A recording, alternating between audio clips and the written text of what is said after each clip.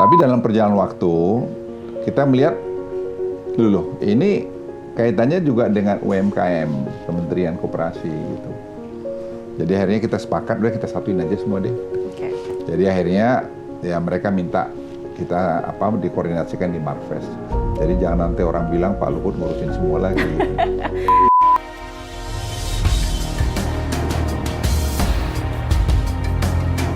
Halo pembaca Babe, apa kabar? Selamat datang di Babe One on One. Setelah hampir 4 bulan kita di rumah aja, di era new normal ini akhirnya Babe One on One punya kesempatan untuk berwawancara langsung. Kali ini kita punya tamu yang ini beneran spesial. Bahkan saya bisa bilang spesial banget. Ada Pak Luhut Binsar Panjaitan. Halo Pak. Saya pengen salaman, cuman kita lagi lagi era seperti ini, lagi pandemi, jadi kita tetap mengikuti protokol ya Pak ya. Tadi juga kami bertamu ke kantor Kemenko Marves mengikuti protokol. Tadi sangat baik sekali, dan terima kasih banyak Pak Luhut memberikan kesempatan kepada Babe, khususnya program Babe One on One, untuk bisa berbicara langsung dan ngobrol-ngobrol sedikit banyak dengan Pak Luhut ya Pak ya.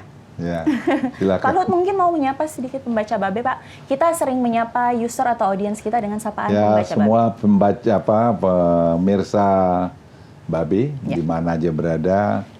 Ini saya diminta untuk ada sharing apa yang terjadi di pemerintah dengan Babe. Saya akan cerita dongeng-dongeng lah. Oke, kita nggak sabar, dan saya rasa juga bukan cuma saya, tapi pasti para pembaca Babe dan semua yang nonton video ini pasti nggak sabar untuk mendengarkan dongeng dari Pak Luhut dong ya.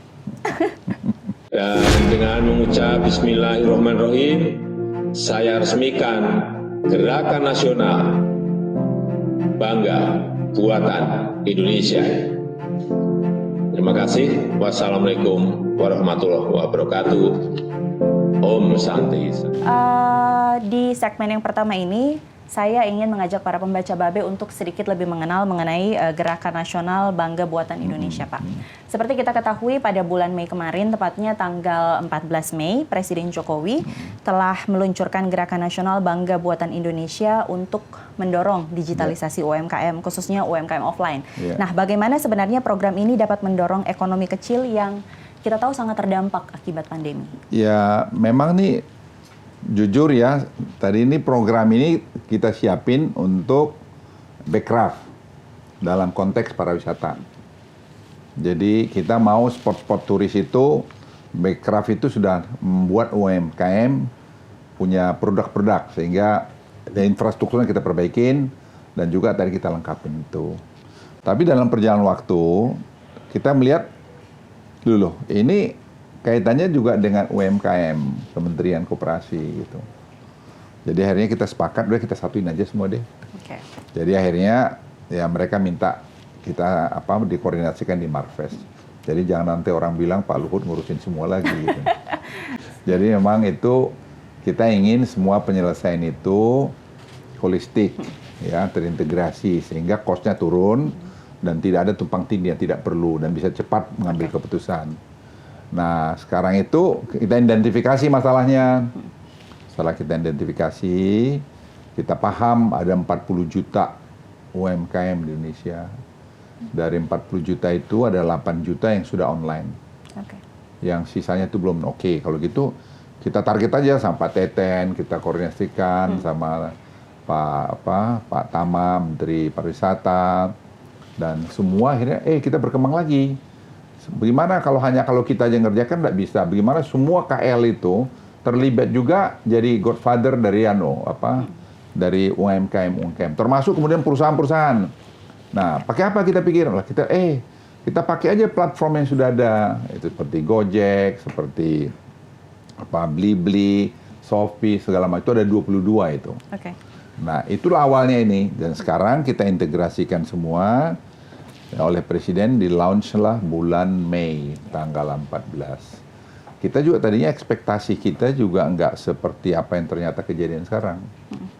Sampai hari ini udah lebih 600.000 yang masuk online, dan sejak di launch itu.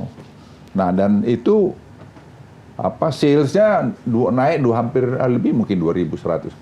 Okay. Jadi luar biasa. Nah, Kemudian kita bikin training, platform bikin training online. Jadi bagaimana packaging, bagaimana higienis, kan ini macam-macam. Wow, saya hebat banget. Bikin 5 seri. Seri 1, seri 2, seri 3, nggak bayar. Nah, nanti di testing. Kalau testing dia lulus, kayak gitu-gitu. Nah, jadi berkembang sekarang. Nah, pemerintah lihat ini harus diberi stimulus. Saya lapor Presiden kemarin. Pak Tama juga, Pak Teten juga kita lapor. Jadi kelihatan Presiden setuju. Kita harusnya sehingga nanti UMKM ini sebenarnya menjadi backbone ekonomi kita. Ya. Kenapa? Karena 70% lebih ekonomi kita itu digerakkan domestic consumption. Nah, seperti gini itu menjadi peran penting.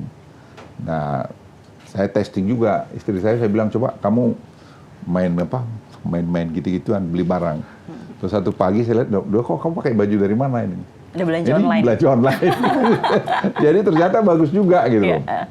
Akhirnya dari pikiran itu saya bilang usul sama teman-teman menteri dan juga kan kita bikin hampir tiap minggu tuh 3 kali pertemuan dengan berbagai macam segmen dari UMKM, apa makanan, apa baju, apa macam lah. Dengan Shopee dari situ ada Blibli, Gojek dan segala macam. So, kita buat persatuan. Jadi akhirnya lahirlah logo Bangga Buatan Indonesia. Jadi Bangga Buatan Indonesia jadi trademarknya.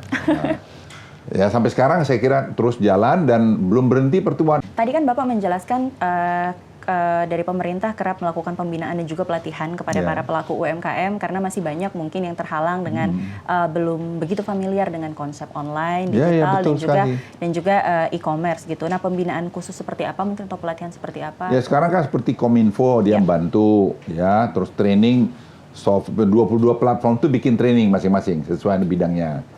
Gratis juga, nggak ada uangnya. Jadi itu selama ini kita nggak tahu itu. Sekarang setelah sambil jalan, kita lihat yang ngomongin anak-anak muda juga. Saya hanya iya-iyain aja. Jadi karena kita dorong kebersamaan, kau harus bangga bangsamu. Kau bekerja ini untuk generasimu. Kalau generasi saya kan udah mikirin kalian lagi untuk gitu-gitu, nggak ngerti udah. Nah mereka, oh ya kita bisa bikin Pak, boleh gitu. Jadi saya hanya fasilitator dari anak-anak muda ini aja. Dan saya lihat tuh sangat hebat. Diketahui transaksi digital masyarakat sempat naik ketika ada panic buying di awal-awal pandemi di Indonesia, kemudian juga selama bulan Ramadan dan pada saat Lebaran kemarin, Pak. Ada nggak sih target nilai transaksi dan presentasi pertumbuhan UMKM digital? Ya, kita belum bisa kita sekarang terus terang meraba-raba nih. Jadi sekarang teman-teman anak-anak muda pemilik dari Blibli, dari Shopee, dari Grab seperti Pak Rizky misalnya, dari Gojek, dari macam lah itu 22 itu. Mereka semua sekarang juga melakukan penyesuaian di sana sini untuk menangkap peluang ini. Ini membuat Indonesia jadi kuat, jadi sakti nanti Indonesia. Jadi kita jangan selalu cari berita-berita negatif. This is the very positive news. Dan itu just your generation. Kalian punya generasi yang main itu semua. Terakhir mungkin Pak soal Bangga Buatan Indonesia ini. Ada nggak sih insentif khusus yang diberikan oleh pemerintah kepada pelaku UMKM yang sudah memulai digitalisasi? Insentif kemarin misalnya pelatihan tadi kan kita terus kemudian kita lagi mikir sekarang ini bagaimana kita kasih kredit atau mungkin apa bentuknya sedang dianukan Presiden yang perintah itu. Jadi Pak Luhut ini saya bilang iyalah Pak, orang mereka udah kok itu backbone ekonomi kita kok. Yang lain-lain besar tapi saya bilang tadi 70% lebih ekonomi kita itu domestic consumption. Jadi mereka ini memainkan. Jadi sekarang, satu lagi.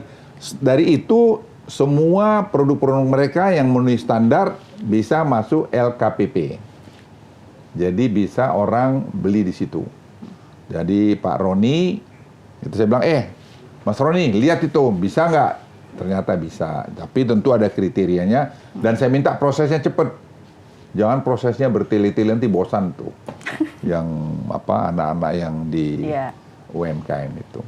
Jadi proses yang dari lama dipangkas cepat ya Pak ya? Misalnya izin edar, misalnya halal sertifikat. Kita koordinasi Menteri Agama, jadi semua kita padukan ini. Ya, jadi kemudian izin-izin yang macam-macam kita cepetin. Dengan bank, perbankan juga mereka sepanjang kalian sudah punya apa yang jelas kita anukan, kita bantu mereka untuk menyelesaikan itu.